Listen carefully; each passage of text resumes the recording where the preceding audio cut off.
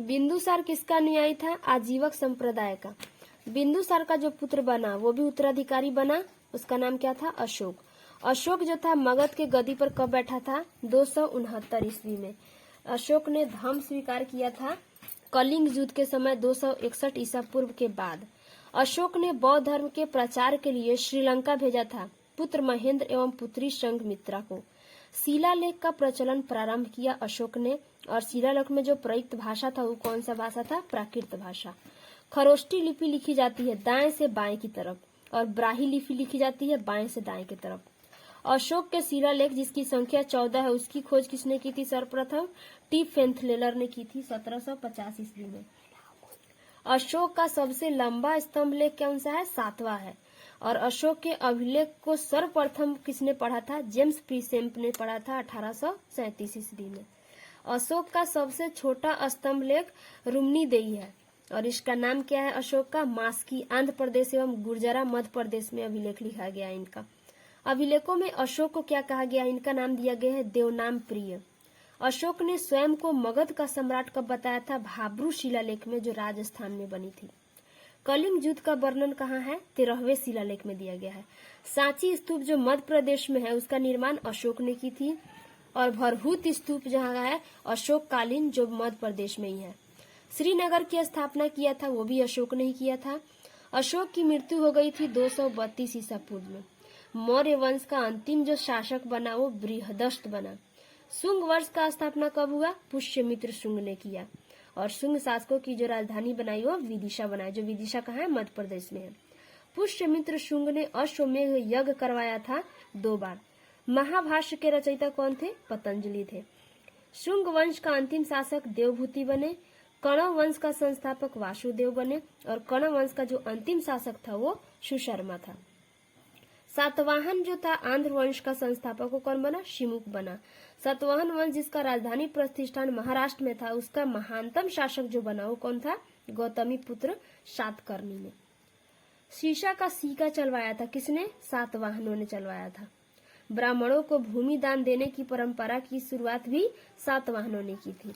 सातवाहनों की भाषा जो थी लिपि, वो भाषा थी प्राकृत, और लिपि क्या थी? ब्राह्मी लिपि। हाथी गुफा शिलालेख का उत्तीर्ण जो कराया था वो कलिंग नरेश खारवेल ने करवाया था। भारत पर आक्रमण करने वाले विदेशी जो थे कौन थे? हिंद यूनानी थे, शक थे, पहलव थे और कुषाण थे।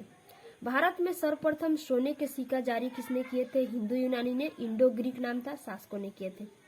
भारत आने वाला प्रथम यवन क्या नाम था उसका? डेमेट्रियस। प्रमुख हिंद यूनानी शासक कौन था? मिनांडर।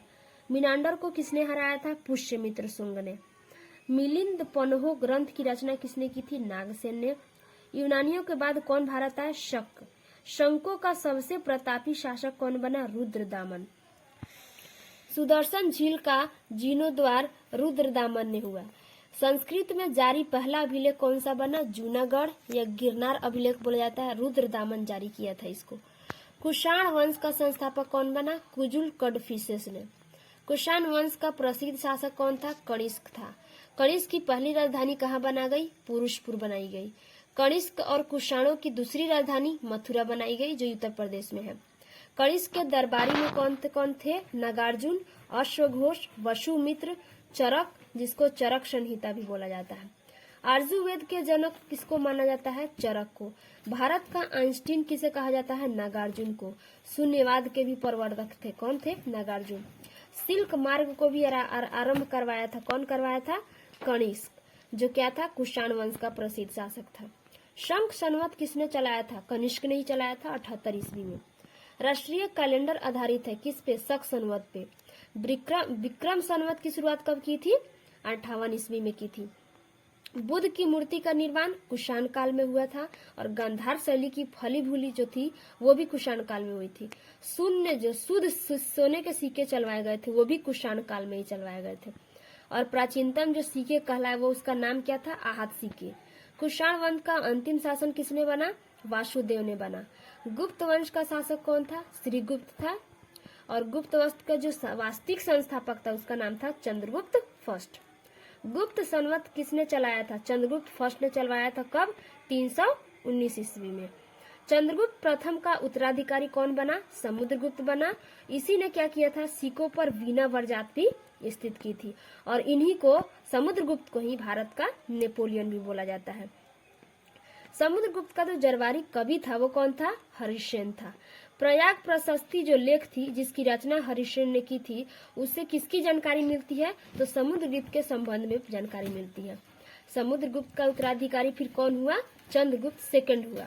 ये इसका दूसरा नाम भी क्या था? विक्रमादित्य था, जिसने दूसरी राजधानी कहाँ? पटलिपुत्र में बनवाई थी। किसका?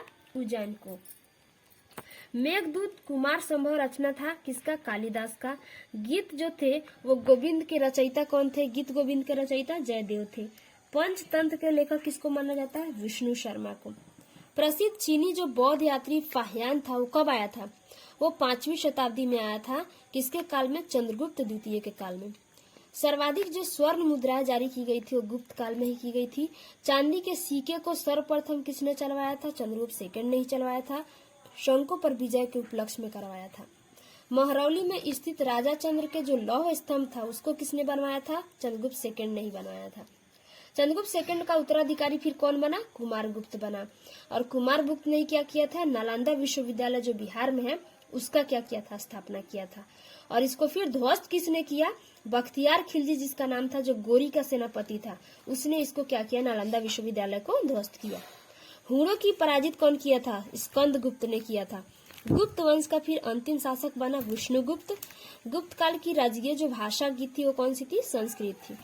गुप्त काल में जो भूमि राजस्व दर है वो उपज का 1/6 पार्ट था। प्राचीन भारत का स्वर्ण युग किसको बोला जाता है? गुप्त काल को ही। और मंदिर बनाने का भी कला का जो जन्म हुआ वो भी कब से शुरू हुआ? गुप्त काल में हुआ। गुप्तकालीन रजत मुद्रा जो है वो क्या कहलाती है? उसका नाम रूपक बोला जाता है।